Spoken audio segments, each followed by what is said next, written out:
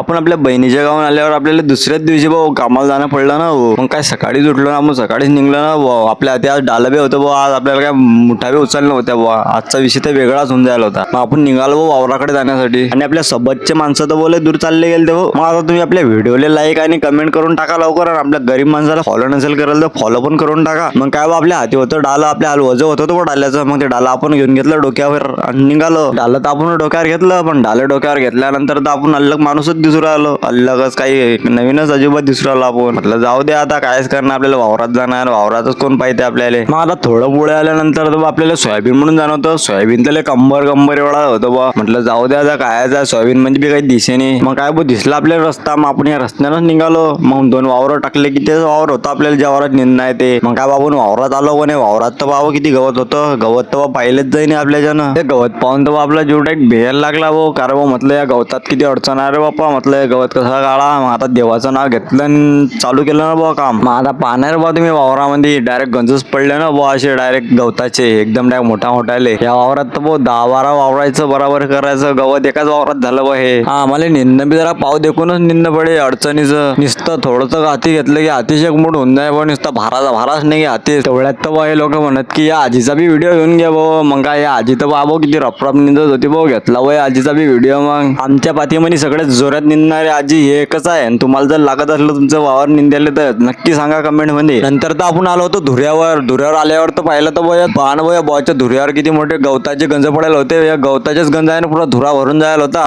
या आबाच्या वावरात सोयाबीन कमी आणि गवतच जास्त व्हायला भाऊ. नंतर तर आपलं झालं होतं का, मग आता आपण निघालो होतो भाऊ रस्त्याने घरी. मग आपण आता इकडून नाल्याने चाललो होतो, शॉर्टकट मध्ये रस्ता होता आपल्या घरी जायसाठी. पण नंतर आपण म्हटलं की या रस्त्याने आपल्याला जायला पुरते, कारण की या रस्त्याने आपण लवकर घरी पोहोचू. मग निघालो बा आपण घरी जायसाठी या रस्त्यानं. नंतर आपण घरी आलो. घरी आल्यानंतर आपण आंघोळ आणि तयारी करून आपण आपल्या वाड्यात आलो. आणि वाड्यात आल्यानंतर आपल्या मोठे बाबाच्या घराच्या धाब्यावर येऊन आपण येथे 5G नेटवर्क शोधून येथून आपण व्हिडिओ पोस्ट केला. आणि आपले व्हिडिओ हे 1 GB पर्यंत असल्यामुळे आपल्याला 4G मध्ये आपण पोस्ट करू शकत नाही, कारण की तेवढं नेटवर्क तर आपल्याला वापरासाठीच लागते. मग आपण 5G नेटवर्क शोधतो आणि तिथे जाऊन आपण व्हिडिओ पोस्ट करत असतो. आणि आता या व्हिडिओ मध्ये एवढंच. भेटू आपण पुढच्या व्लॉग मध्ये. जय महाराष्ट्र पब्लिक. वाजवा दीपक भाऊ आता.